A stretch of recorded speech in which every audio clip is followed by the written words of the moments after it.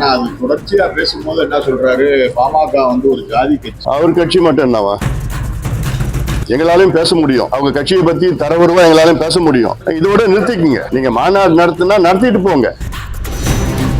மது ஒழிப்புல நாங்க வந்து PhD படிச்சிருக்கிறோம். திருமாவளவன் அவர்கள் வந்து இப்பதான் LKG வந்திருக்கிறார். மாநாடு வெற்றி பெறணும்னா நீங்க சகோதரி கனிமொழியை கூப்பிடுங்க. நீங்க போய் உங்க அண்ணன் கிட்ட பேசுங்க. இன்னைக்கு தமிழ்நாட்டுல எவ்வளவு பெண்கள் தாலி அறுத்துட்டு இருக்கிறாங்க. இன்னும் உண்மையிலே திருமாவளவன் அவர்களுக்கு மது ஒழிக்கணும்னு அக்கறை இருந்ததுன்னா முதல்ல நேரம் எங்க கிட்ட தான் வந்திருக்கணும். நடந்துகிட்டே இருக்கு தமிழ்நாடு அரசியல்ல. அது உங்களுக்கு நல்லது தானே, ஊடக நண்பர்கள் நல்லது தானே, என்னவோ விவாதம் நடக்குது. சரி,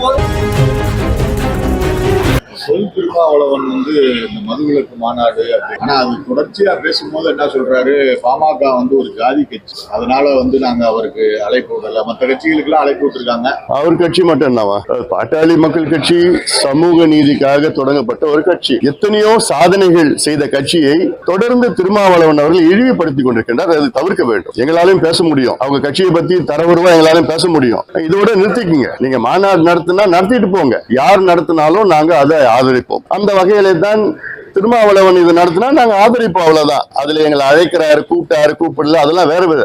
மது ஒழிப்புல நாங்க வந்து PhD படிச்சிருக்கிறோம். திருமாவளவன் அவர்கள் வந்து இப்பதான் LKG வந்திருக்கிறார். எங்க ஐயாவால தான் இன்னைக்கு தமிழ்நாட்டுல அனைத்து கட்சி, திருமாவளவன் அவர்கள் கட்சியும் சேர்த்து திமுக, அதிமுக அத்தனை கட்சிகளும் மதுவை பத்தி பேசாத கட்சிகள் இன்னைக்கு மது விலக்கு கொள்கையை நாங்கள் கொள்கை ரீதியில ஏற்றுக்கொண்டிருக்கின்றோம் என்று.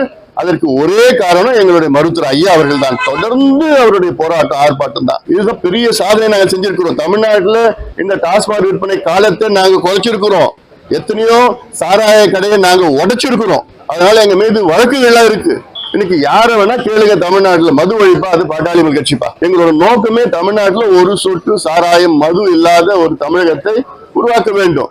நீங்க மாநாடு நடத்திங்க, நடத்தல, அதை பத்தி எங்களுக்கு இல்ல, நடத்திட்டு போங்க. அதனால மற்ற கட்சிகளை பத்தி, குறிப்பா எங்களை பத்தி நீங்க இழிவுபடுத்தாதீங்க. உண்மையிலே உங்களுக்கு மாநாடு வெற்றி பெறணும்னா நீங்க சகோதரி கனிமொழியை கூப்பிடுங்க. ஆட்சியில் இருக்கிறாங்க, திமுக இருக்கிறாங்க, அவங்கதான் மது விலக்கு பத்தி பேசிட்டு இருக்கிறாங்க. அவங்கள பத்தி கூப்பிட்டு மாநாட்டுல பேச வச்சு அவங்களுக்கு அந்த ரெஸ்பான்சிபிலிட்டி கொடுங்க. நீங்க போய் உங்க அண்ணன் கிட்ட பேசுங்க. இன்னைக்கு தமிழ்நாட்டுல எவ்வளவு பெண்கள் தாலி அறுத்துட்டு இருக்கிறாங்க. இந்தியாவிலே அதிக இளம் விதவைகள் தமிழ்நாட்டுல தான் இருக்கிறாங்க. இந்தியாவில அதிக சாலை விபத்துகள் தமிழ்நாட்டுல தான் இருக்கு. இந்தியாவிலே அதிக மனநிலை நோய் தமிழ்நாட்டுல தான் இருக்கு அப்படின்னு அவங்க அண்ணன் கிட்ட சொல்லி விளக்குன்னு சொல்லி எப்படியாவது தமிழ்நாட்டு இளைஞர்களையும் பெண்களையும் காப்பாத்துங்கன்னு சொல்லி அந்த மாநாடுக்கு அந்த அம்மாவை அழைச்சிக்கிட்டு அதெல்லாம் சொல்ல பேச வைங்க. இன்னும் உண்மையிலே திருமாவளவன் அவர்களுக்கு மது ஒழிக்கணும்னு அக்கறை இருந்ததுன்னா முதல்ல நேரம் எங்க கிட்ட தான் வந்திருக்கணும். சரிங்க, எப்படிங்க இந்த மதுவை எப்படி ஒழிக்கலாம், இந்த ரெண்டு பெரிய சமுதாயங்களும் முன்னேறணும், அந்த எண்ணம் அவருக்கு இருக்கணும், எங்களுக்கு இருக்கு. இப்படி 2-3 சர்ச்சைகள்லாம் நடந்துகிட்டே இருக்கு தமிழ்நாடு அரசியல்ல. அது உங்களுக்கு நல்லது தானே, பாமகவும் ஊடக நண்பர்கள் நல்லது தானே, என்னவோ விவாதம் நடக்குது. சரி.